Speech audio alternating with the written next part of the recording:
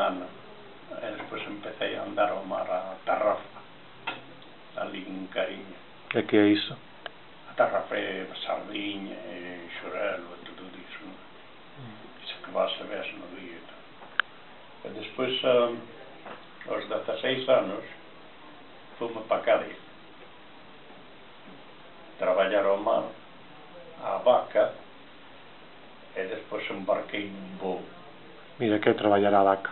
A vaca é unha que vai ao mar por 8 días ou 7 días, non? É unha vaca, é unha de arrastre, chamanlle a vaca. E despois o voo é outro que vai por un mes ao mar, está un mes no mar, e pasa un día, 2 días na casa. E como foi a vida no mar? Tamén é dura, tamén a vida do mar é moi dura, é bastante dura. E aí non, hai veces que non dormes en 4 ou 5 días. Se hai pescado, pois o patrón se aproveita de traballar e hai pescado aí cargado daquela vía. Canto tempo estiveches no mar?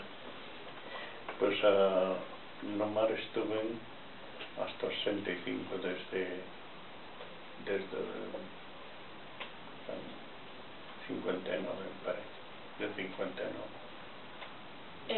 A pesar do duro que foi ir ao mar, bueno, o duro que era, ti preferirías seguir no mar, traballando no mar, a vir a traballar, sí?